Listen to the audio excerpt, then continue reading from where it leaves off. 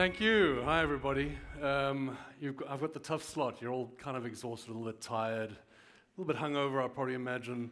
So don't worry, it's going to be quick. I've got a lot to talk about. Call Addy. I'm so glad that I don't have to explain what Mayda's means, where the name of our company comes from. I'm going to show a very short reel, and then that just gives you a bit of a taste of the work that I do, but then I'll talk about the larger themes of what we're doing. And hopefully more people come in from outside. Who knows? Could be smoking.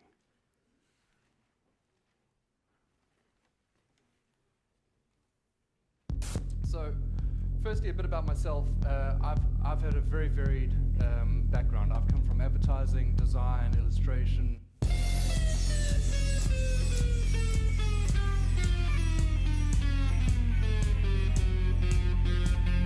I'm a musician as well.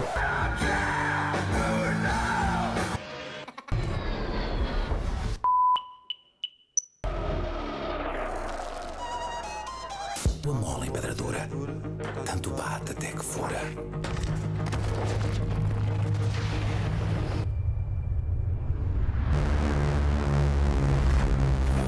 You can't tell that it's been done, so that people don't go, wait, this is fake. They just accept that this is a dreamlike reality.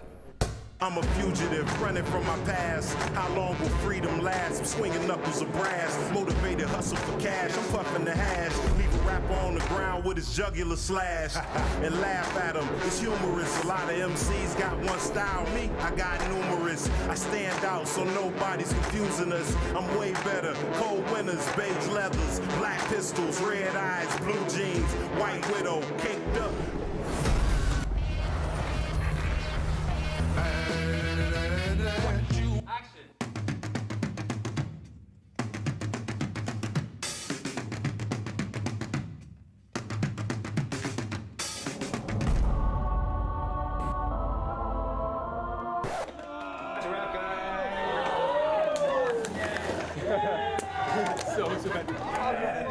So two things I realized looking at that now. One is there's a lot of directors point a lot, right? Like whenever you see directors on set, they're like, no, that over there, this over here. And the other thing is it's very awkward watching yourself in a presentation, at a presentation about a presentation. So apologies for that.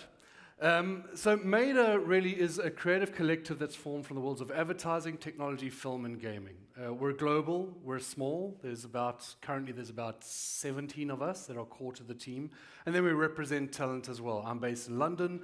The majority of my partners are in New York and LA, but we're kind of repped globally. Now, part of what this talk is going to be about is showing the broad range of work that Mayda touches, and then also it gets kind of philosophical, and I know it's quite strange being in a room, and this is a very intimidating room, that is filled with people who are into technology-oriented stuff, because what I'm going to talk about is a bit more philosophical, even though I am technology adjacent and work in a lot of tech type of work. Like I say, we're a small team. Ideally, we're brought together from people who have really strong kind of vertical depth in stuff. So like myself, a design, illustrator, director. But then, we've got gaming people and we have tech people. And, the idea is that you find your space that you can hold authority in. You can go from zero brief to final pixel. And then you work with other people who have similar things, but we have scope creep. We like to work in each other's spaces, and so we learn and grow. And this is a bit of the philosophy that I want to talk about in the work that I show today. In the 2 years that Mayda's been around, we've done everything from what you just saw, there's one way to look at us, which is like a mixed media creative studio, doing commercials, film, anywhere you need visuals, we do it. But also, we're working with, AI and machine learning, as everybody is starting to, and that's really fascinating for us. We're developing a gaming platform that we've been doing a lot of heavy research with. But also, we've got a few other, so I'm going to show you some short type of broad range projects, and then I'm going to get into the deep stuff that gets philosophical and also lots of visuals, so hopefully it keeps you awake. Most recently, we've been working on Defiant, which is Kareem Amir, the director, the Oscar-nominated director's new documentary. He did The Great Hack, things like that. And how real-time is this? The documentary is about misinformation within the war in Ukraine. And the thing that I enjoy about our approach to this and working on stuff like this is that we're essentially telling a lot of the visual stories using some of the most current technology available, so like nerfs. And which are neural radiance field technology. So that's where you can take stills. So we're taking drone footage and stills that are on site, that are crowdsourced, and then turning them into visualization for the storytelling. And the storytelling is about misinformation. It's about data and technology. It's a type of work that we really love because it's a perfect synergy of technique to the work done. And one of the reasons that we also embrace this type of work is that there's a steep learning curve. It's great fun, and if you're like me, you're somebody who has quite an appetite for learning, and it makes my life more interesting where daily I have to embrace new things and learn new things. And it took me a while to make peace with that. We'll talk a bit more about that later on. One of the other projects that we're working on, which I love so much, and I'm really enjoying working on this. Unfortunately, I can't show you anything from it yet because it'll only get released in the next year or so, but it's a gaming company called Eyes Out that are, two of the co-founders are Corey Davis, who was one of the game developers on Spec Ops, the creative director, and Robin Fink, the guitarist from Nine Inch Nails. And there's something so incredible about making 12 minutes of in-game footage and gameplay footage with some of my heroes and being able to work with them every week and see how you integrate that into what is essentially a horror film as a game is great, great fun. I can't wait to show that. Then one of the other very recent things we've been doing, and I don't know if any of you saw this last week because it just came out, and to the point where we're not really allowed to publicize it, so I'm showing this in the first place now. And this is a helmet that was developed for AT&T for the deaf and hard of hearing football players with Gallaudet University. And we've been working on this for 2 years. It's a one-of-a-kind prototype, and it's fairly historic because it involves inclusivity, and it's a really a beautiful use of technology, and it's a piece of hardware. We made a thing, and there's something so gratifying, being somebody who works in digital spaces with moving image and design and stuff like that, to actually make a thing. What it does mean, though, is you spend 2 years making it. You can't really talk about it until you launch it. And for us in our business, we're small and we're new, and we really need those headlines. We need to know people to know that we can do this type of work. So what this essentially is I don't know if you know, but in NFL and in football, you can, American football, not the soccer kind that we have, you can radio in plays to players on a field, which is a huge advantage. Now, for the hard of hearing or the deaf community, that's a real barrier of accessibility to play. So what this is a HUD display. And just to repeat, this isn't a proof of concept, this is a product. This is, in the fast 2-year turnaround, we've made an actual working product, which what that means is it goes through with the kind of the helmet company called Riddell, goes through heavy testing to make sure that it can withstand. It's not like you hide the tech in the back of the helmet. You have to go to what is current standard helmets, build the tech small enough to fit inside the helmet, and also not make it a health hazard, that no one's going to go blind from something poking them in the eye when they get hit in the head from somebody else running into them. And that's out there, it's working, it's a brand new thing, and it's a wonderful example of the range of work. Now, that's what this talk is about.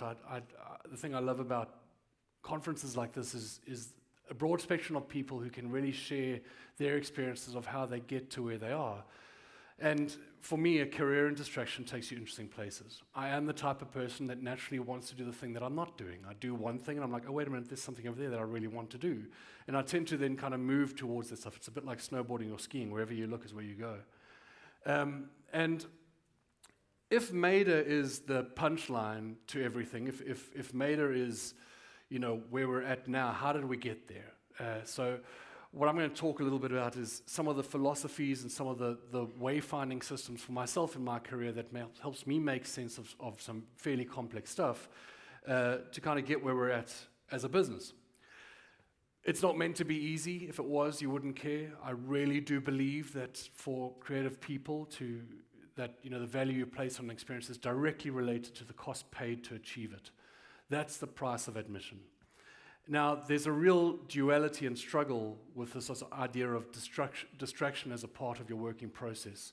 And I have a very particular kind of duality and struggle, and that is high craft versus cerebral and conceptual. One of the things quite young in my career, and this is a really nasty statement if you don't know any better, and I didn't, is stupider people have done more with less. It's actually probably more accurate to say braver people have done more with less. And when there was a time in my career when I felt very overwhelmed and intimidated by the opportunities in front of me or the challenges in front of me, I would take this and I'd say to myself, stupider people have done more with less. And I look around at the people who have succeeded, and generally that's true. I'm like, what makes them so special that they get to work in those spaces? And for me, a sign of success is access, is getting to work on the type of work that you really love doing, not someone kind of keeping out of your way and blocking you off. And so this is, and just to be clear, this is not fake it till you make it. That's a very gung-ho statement, but I think it's dangerous. Now, in our world, it's very dangerous. I think it's more learn faster than your deadlines. That's really what it's about. You actually have to authentically engage with the process and do the work. So when I feel stuck, I kind of think, who's stopping you? How many times has the door slammed in your face versus you slammed it in your own face? The other huge thing, and I've heard a lot of people talk about it here, is that, constant learning. So for me, that's about, you start school and you never leave. Embrace a steep learning curve. I also think that if you're good at solving problems, you're a problem magnet, and you have to make peace with that. You have to make peace, and you'll see in the trajectory of work that I'm going to show, it just gets bigger and worse. It really does. The pressures get bigger. The better you are at solving a problem, the more those problems will come to you. Make peace with it. That's what you do. And there's stuff about mental health that obviously we all have to be very aware of, and one of them is gratitude. Gratitude, I think, is a very big thing, and there's another saying that I have, or at least an anchor that I hold on to when I'm finding myself a little bit like that illustration, is what would 16-year-old think of me right now? So if ever I'm shitting on my work and I'm not happy with where I'm at, I kind of go, well, what would 16-year-old you think of you right now? I would be so happy. I'd be over the moon. So this duality, I found that the better I got at certain things, the bigger they would get. So the more artistry, craft, scale, ambition, professional, mainstream, all of that stuff, polished, big, high. The more I'm torn and I want to do obscure work, that's visceral, that's broken, that has identity in it, that's specific, that's nuanced. And for me, there's two flavors of that. A smack in the brain versus a kiss in the eye. A great idea versus something that just looks amazing. And I'm going to show some examples of that. So the first one, this is from 2013, it's a while back, and it's another example of what I think is a lovely marriage of the perfect technique for the storytelling that you need to tell the idea in. This is for the British Film Institute, and it's a fundraising film around the preservation of film. One of the departments of the British Film Museum, BFI, is that they restore old films. So this is a chase sequence told by cut together pieces of film being chased by film bird. And I just think it's such a lovely, elegant, kind of way to do it. And you have to bear in mind that when you get the brief, the first thing you're going to want to do is kind of go film something. So there's something also true here about don't let yourself get in the way of a good idea. Another example, the type of work that I love like this, is something that we did a while ago in a previous life for Lush Cosmetics, where they wanted to make a film about their spa treatments that are very immersive experiences. They have choreographed sound, touch, everything. And so what we did was we used biometric readings. This was back in, a while ago when this wasn't so common, to collect data from different styles of spa treatment interaction, and that data then drives the visualization. So you're essentially watching a film made by a spa treatment about the spa treatment. Really not going to go through all that because there's a lot of stuff to do, but that's the type of thing I like on a cerebral level, like that's really just big ideas. And there is a trajectory of career that can take you there, and what's nice about that is you work with people, you collaborate, it's wonderful, but it becomes less and less about you and more about managing people. Sorry, this saying, try pairing a sharp brain with a blunt instrument, is about embracing imposed limitations to bring out unique outcomes. And I'll touch on that in a few pieces of work. But like I say, the bigger, more polished the work that I start to do, the more important your career becomes, the more I feel drawn to make stuff that's janky, that's like edgy, that's ugly, that's rough. And so I started to develop and pepper this into my work as well. So that's really a career path of being an illustrator or a designer, which I love, but I also enjoy all this other stuff that I do. Now, I started to pepper this work into my work because I realized that there was this was a reaction to something. And I was doing this while I worked in a massive global visual effects company where I ran one of their divisions, and I was repped as a director by them. That's the Mill. And what I realized is that the more I would find success in that environment, the more I was reliant on big teams to do work. And when lockdown happened with COVID, I realized that I desperately needed to find a super weapon that was my own tool, that meant I didn't need other people to do things. And as well as I was getting frustrated with having to say no to jobs because they didn't have the budgets. And so the style that I call this it's a bit like Chris Cunningham with a box of crayons. And it really is purposely supposed to be quite broken. One of the pieces of tools I use is Absinthe, which is, I'm sure you're familiar with it. It's a machine learning orientated piece of software. It's free, that is there so that you can put illustrations on top of live action, and it just helps the process of mapping that stuff. And so I take like illustration, basic Photoshop animation, and then edit software, and start to mess with stuff like this. So this then becomes, like a stylistic choice to make stuff that's all smushy and broken.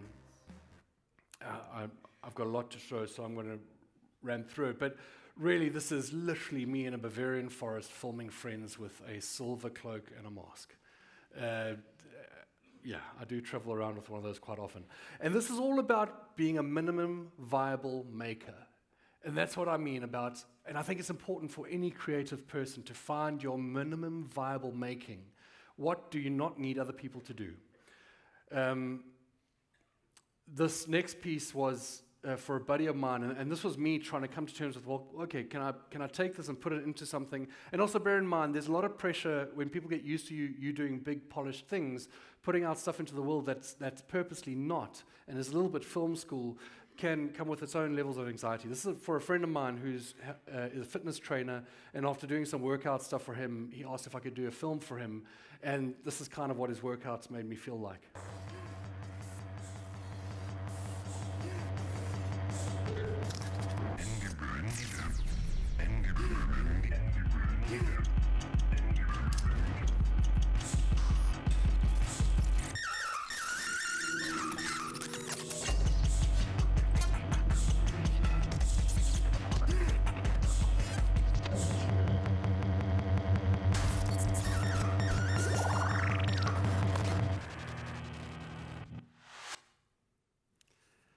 So yeah, a little bit of an eyeball bruiser. But what you find in the great algorithm of life is you start to put these things out there, and suddenly things start to kind of take a trajectory of their own. And you can't, I love the fact that we're part of a weird stream of consciousness of work that takes us interesting places. One of them was this, for this dance label, Obtran, was to create a whole identity system for them with no money. And for me, this is also like, okay, well, let me keep pushing this. Let's see what I can do with this. And really, this is, again, literally me shaking around a neon stick in my apartment, and eventually, doing stuff like this that can kind of, sorry, hold on, let me see why that's not playing. I think it's because I have to use a controller, not my laptop. There we go. So yeah, really rough, really messy. There's something in there where I really think, and we'll talk about it a bit later in the presentation, which is about AI and machine learning, and how can we break technology so that we can make it our own. And what I mean by break is use in a way that's unintended. And that's what I'm doing with Absinthe and all of those things. Now, from this then becomes, I got a call from a band called Bullet for My Valentine. I don't know if there are any metalheads here, or at least people who like kind of metalcore. I do. It's great fun. And that was to do their identity and do some music videos for them. And really, this was just like, I was like, fantastic. I don't have to phone up anybody. I can do this all myself. It's fun. It's bright. It's crazy. And so, yeah, developed a lot of artwork for them, which also for me is I didn't set out, think about what my day job at a time like this is. I'm doing big commercials for big brands. This is me doing something that takes me back to my roots as a designer and illustrator, and developing just really mucky, ugly stuff for them, which they like and I like, and it's hugely gratifying. So yeah, which then, you know, takes you on to more stuff, doing bigger videos for them, which gets you into, and here's where my worlds start to collide. So as an image maker, directing commercials with tricks that I learned doing stuff like this, shooting an Neymar behind a piece of glass, which gets you a very graphic outcome, I now can bring that experience plus the kind of more edgy illustration stuff into work and find some kind of marriage between the two, where I'm almost hiring myself as a director to be an illustrator and designer. Yeah, really great fun, really lovely. I love again, it's such a gift to work with, or at least bend technology in a way that you can get an outcome back that you didn't plan. That's where I think ultimately for us, if we work with technology, you want to be a collaborator, right? You don't want it doing your job, and you don't want to try and be a slave to how it does its stuff. It's really trying to find a way where it takes you places you couldn't go to on your own.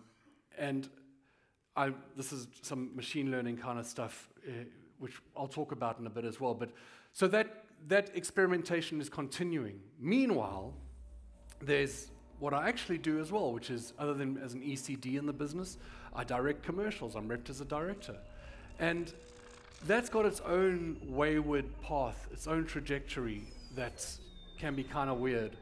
It's amazing that in a creative world, with creative agencies and creative brands, people are still so linear in how they look at stuff. And as an example, I refer to this as, you know, write your own character arc, which is be aware of how the world takes your information, and know that you can seed out certain things to take you places you want to go, because ultimately the work you do is going to pull you into streams of possibility. And I also think that can be dangerous. You know, there's a special kind of hell, which is that you become successful at doing a thing you really hate doing, and you're locked into it because that's the price. You know, like success gives you access, and you don't want to let go of that. An example of, and I'm very grateful for this trajectory, is quite a while ago, the Portuguese Football Federation came to the mill to write and direct their World Cup commercial. And because I was that type of person there, I tended to collect all the jobs that didn't find an easy home. So there were problems that had to be solved. Again, like I was saying, you know, if you're a good problem solver, you're a problem magnet. And this one was a great problem because it was do the World Cup commercial for Portugal. And the concept that I came up with was to try and, well, firstly, knowing that I hadn't done a lot of these types of work, I made the immediate decision to not do a commercial that looks like a Nike commercial, that looks modern, clean, happy, and fun, but try to do something more soulful so that it would stand out. And so this is all about the idiom of the language, of how people have sayings, like I'm doing in this presentation, that try and sum up, and it's a weird logic. It's a weird alchemy. And so for this, and I'm going to skip past the whole commercial, but as you can see, it's a mixed media piece that involves soulful live action, but with these non-linear transitions that take you to different places, and then with this kind of mythological illustrative stuff. Again, I hired myself as the illustrator here. Nice gig. And so this algorithm goes that you do one football commercial, and next thing you're the football guy. And don't get me wrong, I mean, that's awesome, but I'm not a major football fan, and at this point I've shot like some of the most famous footballers on earth. And it's insane, like it's wonderful, and I'm privileged to be there, but yeah, like these things happen. And also, not to be down on football, I've learned to really appreciate the technicalities of how amazing that skill is. So this is a spot for EA Sports, the gaming company, for their street football Volta range.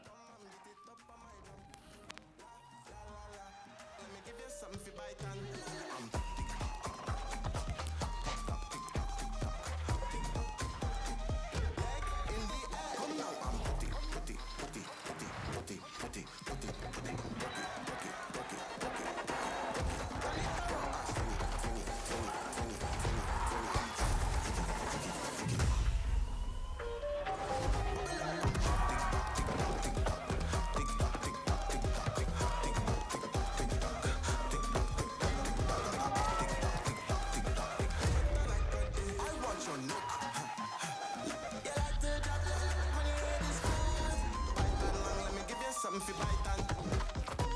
Girl, I chat too long, let me give you something for bite on. Tick tock, tick tock, tick tock, tick tock, tick tock, tick tock, tick tock, tick tock, tick tock, tick tock, tick tock, tick tock, tick tock, tick tock. Leg in the air, leg in the air, leg in the air.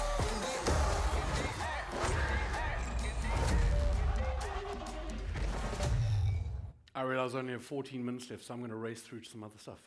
But yeah, the thing I love about directing is that there are huge orchestrations with a lot of people. And as well as, you really have to, here's some of the kind of, how we win the job, the pitch frames. We shot this in Kiev in Ukraine. How crazy is that to talk about that right now? But, the real job of a director is to create space for creative collaboration. And I think there's some learnings and lessons in that. And because you're dealing with so many departments, such big budgets, global crews, you have to come in with warmth and generosity and empathy, because ultimately, you're only going to be a success if you create space, or firstly, you create enough vision and control that people know what you want, but also at the same time not to be so demanding that it crushes what they want. So you have to create space in your work, and essentially each project is a scaffolding for people to put their best efforts, and they're only going to do that if they feel welcome. You really are, if you look at the level of everything in every single commercial you watch doesn't happen by chance. Every single moment is planned. So this is rehearsing specific moves with local crews 2 days before you shoot. Your deadlines are so crazy, and you're constantly racing towards it. So there's a level of improvisation to this, which is wonderful. The other thing, and I think this is true for a lot of environments, is that a high-pressure environment like this and the constant problem-solving that you have to do is very anxious-making. But fear it's just like blood in the water for sharks. The moment you're on set and you look like you don't know what you're doing, or you start kind of going, you're screwed. You're going to lose the confidence of the entire set, whereas actually if you embrace the empathy of humanity and you kind of go, look, you're smarter than me, help me figure this thing out. You're going to get there better. Big wows are made of many little oohs. And it's wonky logic, I know, but, and again, if we look at this trajectory that I'm trying to paint out here, good work, the best work, I believe, is about lavishing every detail with care, attention, and passion. The other thing I love about directing is that whatever you're interested in, you like music, you like fashion, you like food, you like people, you like stories, you push it into your work and you cram it there and you just expose your passions into it, and it always shows up on picture. This is a great example, and I think the gaming community and gaming brands, lots of gamers here, are there? Oh, 1, 2, 3, 4, I can't tell, but it looks like a few. Okay, well that's good, because that means a lot of you probably wouldn't have seen this. But there really is a commitment to wow their audiences, and I have partly, and again, because the price of admission into any job or set is so high. To get onto a set, costs so much. You don't want to waste time. You don't want to not get every idea in. So what I tend to do when I pitch jobs is I've kind of got a kill ratio. I give too much. I know if I give them 20 good ideas, maybe 5 will survive. This was an example where they all survived. And a 60-second commercial turned into a 4-minute commercial. So let's take a look. This is the first time I lost it in this music concert. Really cool. I think about what life is about. No, I'm the best omen around here.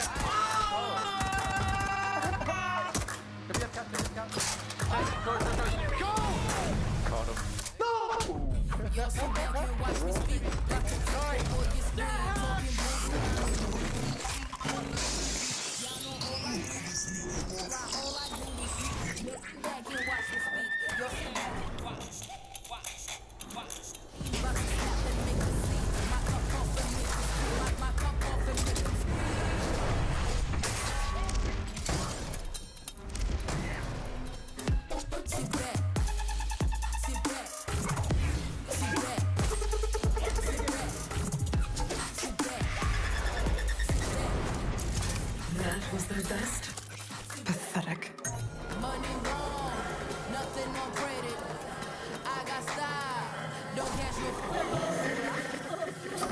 all this bread ain't got no lettuce. I got style. Don't catch no feelings.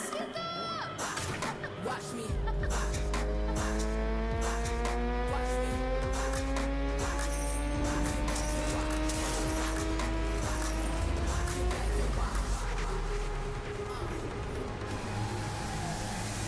If it ain't got style, I ain't with it. I ain't with it. If it ain't got style, I ain't with it. Look, if it ain't got style, I ain't with it. I ain't with it. If it ain't with it.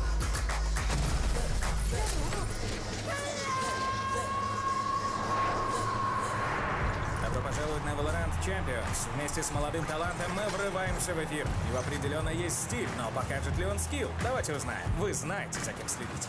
Феникс палится в ультимейте на растяжке, ему тут же этот ультимейт ломают и просто разбирают на запчасти всей командой.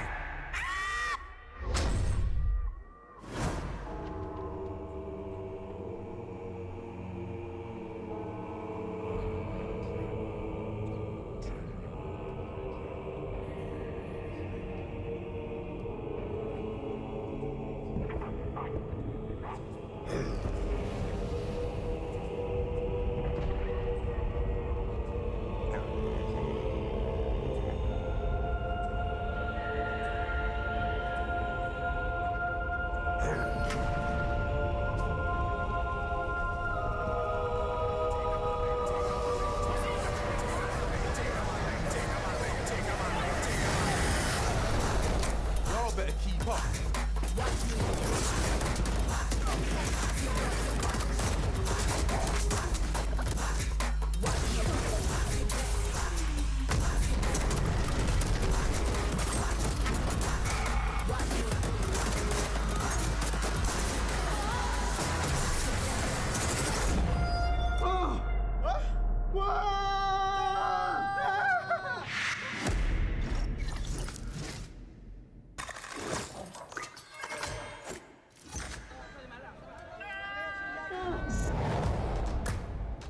Yeah.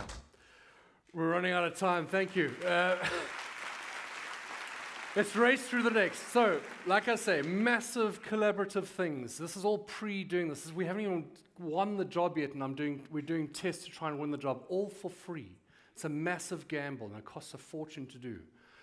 Then you're shooting the thing. We shot this in Sofia, like in Bulgaria, and like this is a whole set. It's an entire set that's a city. It's amazing. And again, gratitude. I get to do stuff like this. Shitting hell. They're like, come take a look. We got you the flamethrower that's in your script. I'm like, yeah, let's go check it out. Because in my mind, I'm like, we'll do it in post. We'll do it in post. They're like, check it out. Yeah, so, you're working with so many people, hugely talented, your wardrobe departments, your art department, your planning, your pre-stuff. I mean, look at this. Look at this scene. Look at what's built in this entire scene. We went and built like 4 or 5 actual bikes. Those were designed from scratch, from like just rebuilding all these facades for it. And it's all for this. It's like such a short scene. It's so perverse, the amount of effort, care, and love that goes into a scene that goes by so quickly. Again, gratitude. Yeah, so this is the thing I love about the nature of this type of stuff. So, I mean, and look at these comments. Me, how high were you? Riot, yes. And that's the best thing about doing this stuff. But there's something, it's like an arms race of doing crazy shit, right? And you see this, like I talk about the algorithm and the trajectory of career and stuff like that, doing crazy things, doing it faster, crazier transitions, all that. Where's it going to end? I mean, this is something that we just did recently, and this is a 30-second spot. World. Play closer. Closer to KIKK. Closer to the Raw. Closer to Grealish. Easy. Closer to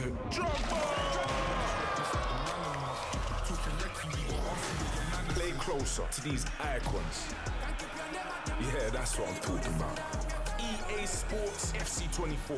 Play closer on PS5. PlayStation. Again, a crazy amount of work that happened so quickly. You know, from Sam Kerr being, you know, we hung her on wires in New York, shot her upside down, did a 3D scan of her as well to kind of get this. That's the internal 3D scan. That's a camera inside of a 3D scan. To kind of get this extreme close-up. It's all about this kind of sense of tunneling, moving fast through something. Come on, work for me. Okay, that didn't work. But yeah, these are some of the scans. The moment going through the mouth, as you can imagine, the client said, remove the spit, please. This is the world I live in. That's what the model looks like, to try and get a shot like that. It's totally bonkers. I got Jack Grealish to stick his mouth up against a piece of glass. Hold on. Come on, work for me. Oh, I don't have time for this. Okay, there we go. So, and if you look carefully, what I actually did was I got him to stick his mouth up against his glass and pull his head backwards, which I then played it forwards, which to get a shot like that, which he never would have done. This was pre the big Manchester win where he then got drunk for about 3 or 4 days. That'll probably never happen again for me. All these wonderful sets that you build, Drogba went in that. There's Drogba, all these lovely accidents that happen. So there's the 3D hand takeover, but when you look at the build, it's hilarious. I love this type of stuff. This is absolutely bonkers. This is crazy. So if you're going to shoot, this is another reality of my world, is like I've got to shoot Zidane and Beckham. I've got to shoot them in the same place. And because they're Zidane and Beckham, they tell me where they're going to be shot. They tell me what they're going to wear. I don't have a choice. I got no say in the matter. And Zidane is like, we're going to shoot this in my training camp that's in Marseille. You need to come and shoot that scene. And we're like, but the scene's an indoor scene. It's supposed to be like this sci-fi-like thing. Then it's like, you're going to shoot it at my place. And we get there and we basically built a roof on that pitch to shoot that entire scene. The rest was a full CG takeover. It's bonkers, but like I say, the problem solving that comes with these things is great. It's really so much fun, and you get to work with such talented people. I have 2 minutes left. I want to talk a little bit about this, breaking tools to make surprises, especially as we embrace machine learning and AI, and of course, creativity was one of the first places it came for. How do we work with it in a collaborative sense? So I'm sure just like all of you, I'm grappling with this. And the only way I know how to grapple with something is to play with it, is to converse, is to do something and try and test the edges, try and break it, try to see how I can inject a bit of my identity into it. And in particular with large language models and, you know, kind of text to image stuff, what I've been doing is this, trying to create a vernacular that still has my stylistic stuff in it, but also embracing all the powers of being able to have digital assistants and be able to, you know, make things at a rapid pace. And one of the things, so I've been on the alpha group for a piece of online software called Kriya, which is great because it takes all the models and runs them as if they're, you know, like trained specific models, which is really like a rendering platform. So in this example, I've done a hand-drawn thing, and then I've rendered it using text-to-image in, you know, blood on the wall or ketchup on the wall. And so that's kind of what that looks like. And that then got me into kind of going, oh, well, this is fantastic. You know, why don't we self-train it on our own stuff? And I really do believe that's the next is, you know, owning your stuff. That is the frontier for all the digital stuff that we put out there, is how do we own it? How do we release it as packages for people to use? Got 1 minute to go. So, as an example, here's a test of just doing hand-animated stuff. You know, violence is what I chose to draw and illustrate and animate. So that's done in like Photoshop, Illustrator, done by hand, and then putting it through this renderer to see what you can get out the other end. Yet at the same time, I'm developing a model on the side to try to figure out that stuff, and that is based around a project that I've been doing, and these are some of the examples, and this is where I love the collaboration. I love where it starts to go places you didn't plan. And that's because I fed the model on this character project that I've been working on, which is called Bad Genes, which is about creating these blobby bio things using machine learning and my illustrations. And what I'll do is, you know, create it, and in my text prompting, what I try and do is I try to do image prompts. I've got 3 seconds, oh, this is going crazy. So, I try and create stuff by bashing images together and let it interpret stuff to get to something. I try and do that with my own images, my own illustrations, so that I never use artist names in my prompts. I understand how things are built and what they're trained on, but I also don't want to get caught up in that stuff. So what I'll do is get these random things, illustrate on top of them, then run them through Creo to get these other things out of it, which then becomes more ownable, and I can kind of control where this experiment is going, but I'm also largely reliant on how it interprets my images and my sketches into stuff like that. Which then I train, so then what that gives me is this huge model, like I've got all the stuff that I've made, which I then train my own model on. And then I start to use that as a renderer in, kind of CG terms, where I take a logo and I ask it through a prompt to kind of make it plasticky, translucent, and it's feeding off the images that I've already fed it. So now I'm kind of in control here. Which gets to stuff like this, which is lovely and great fun. And what I realize is the looser I am with my prompting and I allow it to just interpret the images that I fed it with, it starts to kind of naturally veer towards the images that it was fed on. So on something like this, where I'm making gross shit, which is typography, the looser I am with my prompting gets me to stuff that starts to look like toys, which is because that's what I really fed it on, right? And that's lovely, because now I'm in this really random space where I'm not totally in control, but I really like the person I'm collaborating with. And I think that's the fascinating thing for us, is as we try and bend the stuff, and we can all kind of guess where this is all going. Oh, time is up, but that's fine, I'm also done. You get what I'm trying to say, right? Please don't make me start over. Thank you so much. Please take down some of these details. We need the follows. You've been amazing. This venue is gorgeous. It's a lovely town. Thank you so much.